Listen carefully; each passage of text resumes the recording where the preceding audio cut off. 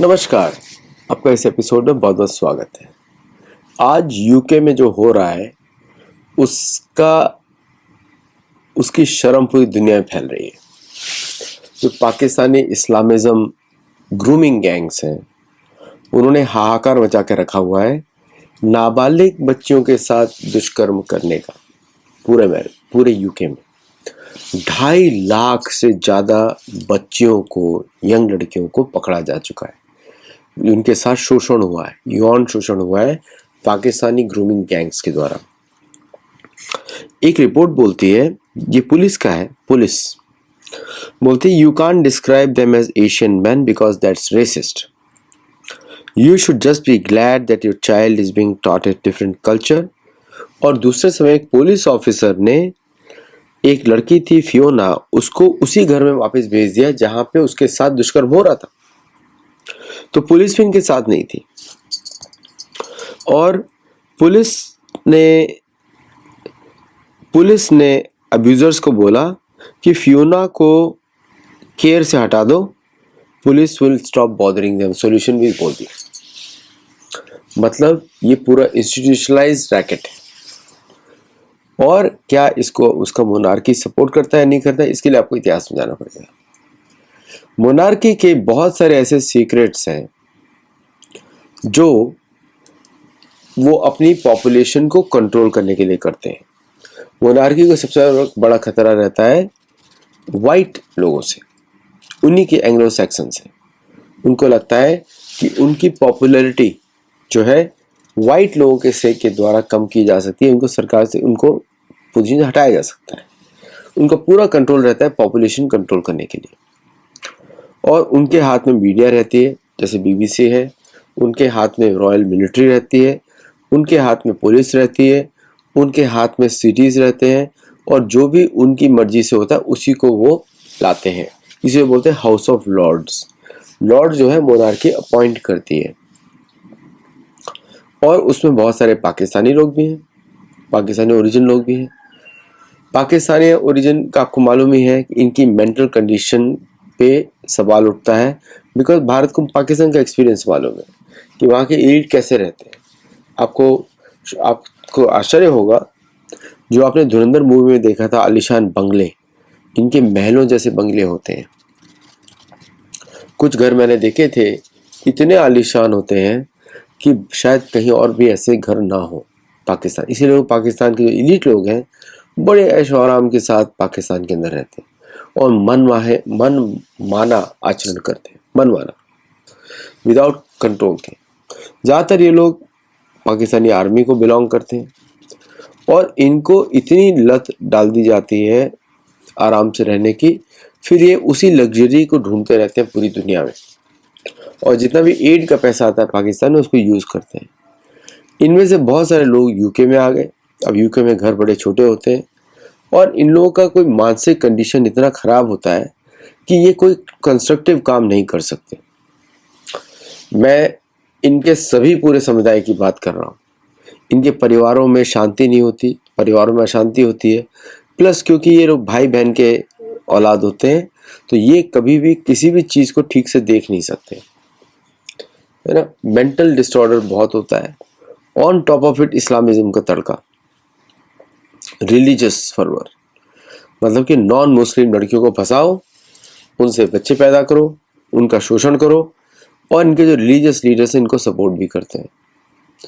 अब ये सारा कॉम्बिनेशन यूके में पूरी तरीके से, वैसे हम तो मानते हैं 2.5 लाख बच्चियों के साथ जो कुकर्म हुआ है ये ब्रिटेन का कर्म है, जो उन्होंने पूरे विश्व में अत्याचार किया, अब उनकी बहू बेटियों के साथ हो रहा है।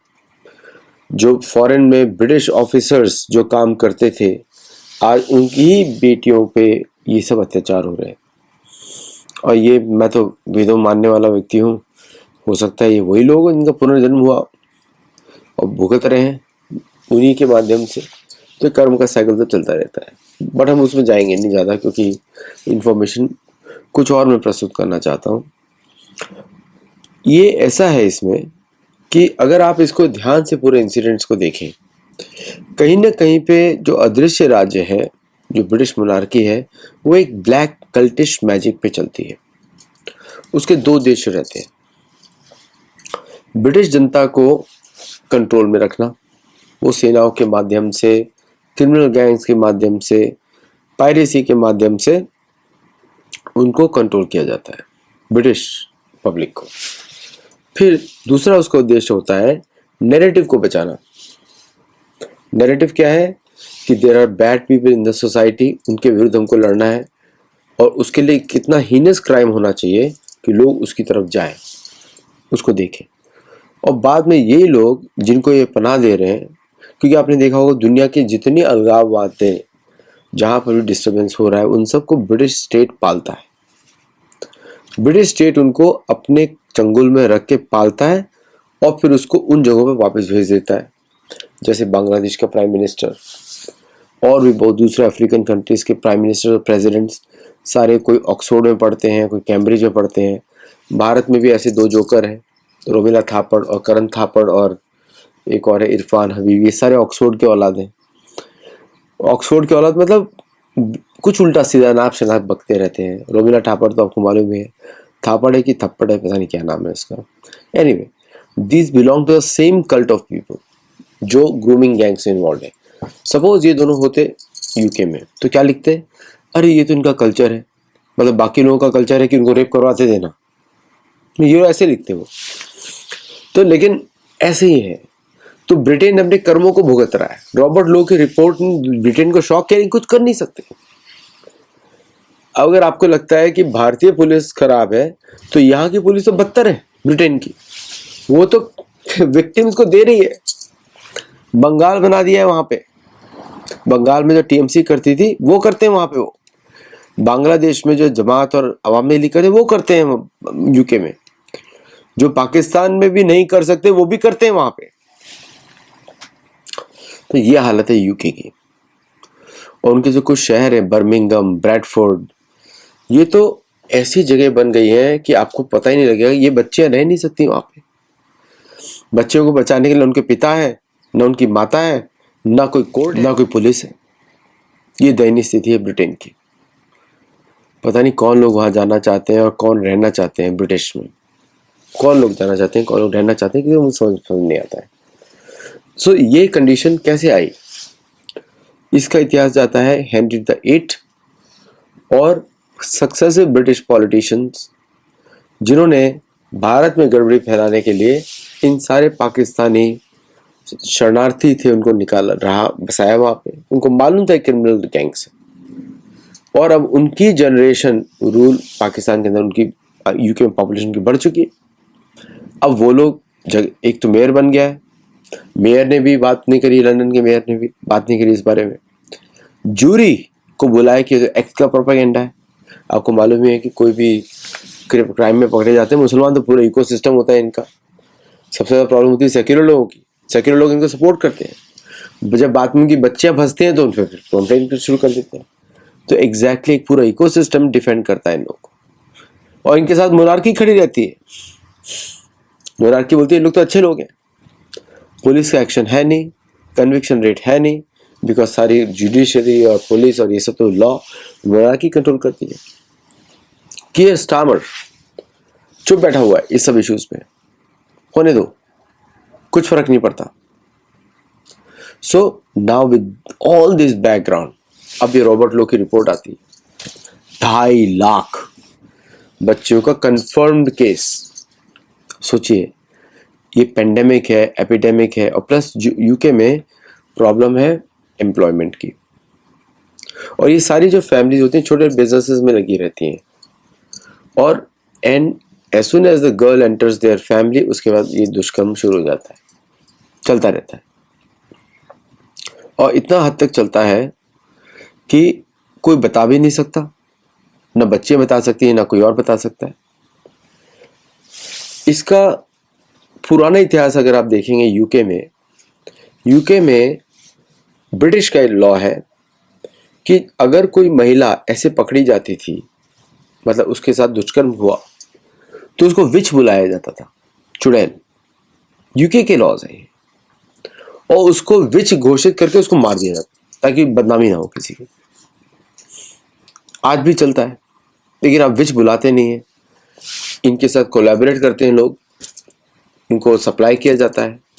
अब ये सब रिपोर्ट्स आप रॉबर्ट लॉ की बुक्स में पढ़ेंगे तो पता लगेगा, रॉबर्ट की रिपोर्ट पढ़ेंगे तो पता लगेगा। ये 2 केसेस मैंने बताए जिससे, और फिर उसके बाद ये इस पूरे केस को दबा दिया जाता है क्योंकि इकोसिस्टम बहुत बड़ा है ह्यूमन ट्रैफिकिंग का।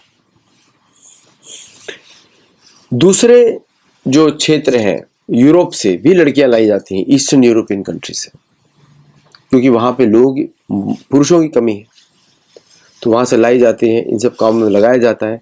For East Europeans coming to London और यूके इज द ड्रीम, बड़े ड्रीम्स के साथ आती हैं इधर, और यहाँ पे वो एंगेज होती हैं इस तरह की एक्टिविटीज में, उनको फोर्स किया जाता है। अब रिपोर्ट यूके में तो शौक है, लेकिन इस पर कोई एक्शन नहीं है, ना होने वाला है।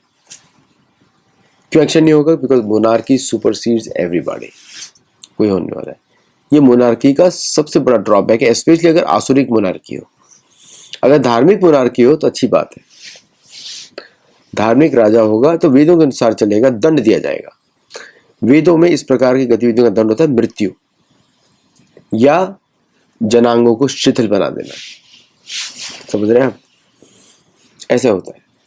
मनुस्मृति से लोग डरते हैं, इस पर मनुस्मृति नहीं चाहिए, कास्ट उसके अंदर नहीं है, कुछ भी कास्ट सिस्टम नहीं है मनुस्मृति में, जन्म के आधार पे कुछ समस्या ही नहीं मनुस्मृति में। जन्म के आधार पे उसको मुख्य माना नहीं जाता, कर्म के आधार पे माना जाता है। तो सारे डाकुओं को डर लगता है, चोरों को डर लगता है मनुस्मृति से, है ना? जो कि हमारे लिए तो मानव शास्त्र है, वो मानव स्मृति बोला जाता है उसको। उसी के अनुसार लोग राज करते हैं, राज्य करते हैं। व्यवस्था तो उन्होंने बनाई थी हमारे मनोदर के लिए। तो ये जो यूके में चल रहा है 2.5 लाख यंग लड़कियों का जो केस है, ये बहुत जगह चल रहा था। लेकिन एक बात होती है कि यूके में जो मोनार्की दबाती है, और बाकी जगहों पे जब पकड़ा जाता है, भारत में भी कितने जगह चल रहा है, कॉर्पोरेट्स में चल रहा है इस तरह का जिहाद, स्मॉल बिजनेस, घरेलू में काम वालों के साथ भी चल रहा होगा। कितने केसेस होंगे वो सामने ही नहीं आते। तो भारत में भी इस पर नजर रखनी पड़ेगी, जहां पे आपको दिखे तुरंत पुलिस में रिपोर्ट करें और सोशल मीडिया पे एक साथ डाल दें कि मैं पुलिस में रिपोर्ट करने गया था इस थाने में और ये सोशल मीडिया पे मैंने डाल दिया है, प्लीज इस पर आप एक्ट करिए, है ना? तो इस तरह करें ताकि ये सब एक्सपोज होते रहे, किसी को मत छोड़िए। अभी एक पकड़ा गया था ब्यूटी पार्लर में। अगर कोई हिंदू या नॉन मुस्लिम इनके किसी बिजनेस में इन्वॉल्व होगा, प्रॉब्लम हो सकती है, होगी, पता नहीं, हो सकती है। ये सारे वही केसेस निकलते हैं। अभी एक स्पायरिंग पकड़ा गया, पूरा मुसलमानों का था भारत में। तो वो स्पायरिंग से अब तो भारत के देखेगी कौन कौन इन्वॉल्व हो रहा है। यूके में हालत और भी खराब है, बहुत ज्यादा खराब है। एक तो वेदर वहां का बड़ा खराब रहता है, तो मानसिक संतुलन तो लोगों का होगा नहीं।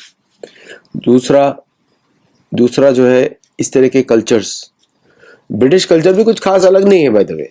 मैं ब्रिटिश कल्चर को बोलूंगा कि ब्रिटिश कल्चर बड़ा अच्छा है, नहीं, कुछ नहीं, ऐसा ही है वो।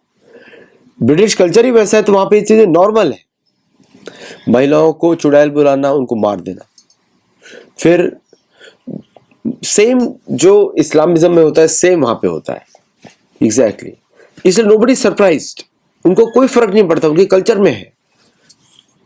तो इसलिए आपको आउटरेज हो रहा है, मुझे आउटरेज हो रहा है, किसी को हो रहा है, उनको आउटरेज नहीं है। ब्रिटिश पेट्रियट करके कुछ है, ग्रुप्स है, वो माइनॉरिटी ग्रुप्स है। Majority British don't consider anything like that, you know. तो काफी विकट परिस्थिति है यूके में, वो हम लोग को लग रहा है, लेकिन उनको ऐसा नहीं लग रहा है, दे आर सैनिटाइज्ड। तो आपको अगर हमारा वीडियो अच्छा लगता है तो लाइक करिए, शेयर करिए, मेंबर्स भी हमको सपोर्ट भी करिए। तो इसका सोल्यूशन क्या हो सकता है? पूरा तो पूरा ब्रिटेन, स्मॉल ब्रिटेन बुलाता हूं मैं उसको, स्मॉल ब्रिटेन कभी कल्चर था ही नहीं। पहली बात तो जो भी भारत पे जो आक्रमण हुए, ये हुआ, वो लूट थी, है ना? किस तरह उसको इंग्लिश ट्रेडिंग कंपनी के थ्रू आए, फिर गवर्नमेंट पे कंट्रोल किया, फिर लोगों को दबाया, हीनस क्राइम्स हुए भारत के अंदर, कितनी सारी भारतीय महिलाओं के साथ दुष्कर्म हुआ, रेप हुआ, वो सब हो चुका है भारत में। लेकिन भारतीयों ने, हिंदुओं ने, स्पेशली हिंदुओं ने उनको उखाड़ के बाहर फेंक दिया। मुसलमानों का योगदान पाकिस्तान बनाने के लिए था और कुछ नहीं। तो इसलिए उनको भारत की आज़ादी का ज़्यादा श्रेय नहीं मिल सकता, बिकॉज वो पाकिस्तान बना लिया उन्होंने, वो गए नहीं, फिर भी बनाए भारतीय मुसलमान गए नहीं, यहाँ पर भी रह गए, वो भी बना दिया, बांग्लादेशी बना दिया, पर भी नहीं गए, है ना। सो भारतीय विभाजन के वो उनको माना जाएगा कि they cause division of India, nothing else. अब ये सारा कर्म यूके के पास आया है। मुझे लगता है कि यूके का फ्यूचर और भी कमजोर होते जा रहा है। अगर ये लोग सपोज करिए आ गए उनकी मिलिट्री में, सोचिए क्या हालत होने वाली है। So very interesting report by Robert Lau, but I don't know whether will be action any taken. दुनिया में आउटरीच है, लेकिन आप इधर कोई एक्शन देखने वाला नहीं है, इसलिए मेरे हिसाब से समय बर्बाद ना करें इस एरिया इशू पे। मैंने इस पर बिल्कुल नहीं करता हूँ। मुझे टॉपिक दिया हमारे एक स्टूडेंट ने, बोला कि इस पर बताइए थोड़ा सा, तो मैंने सोचा कि इस पर बना दूँ एक छोटा show, but I don't give much importance to anything which is happening there. वो अपने कर्मों का फल भुगत रहे। मैं तो चाहता हूँ कि पूरा का पूरा पाकिस्तान और बांग्लादेश यूके में जाके रहे। एनीवे ब्रिटिश लव इंडियन करी, हिंदू करी, मतलब मसाले का सब्जी भारत की।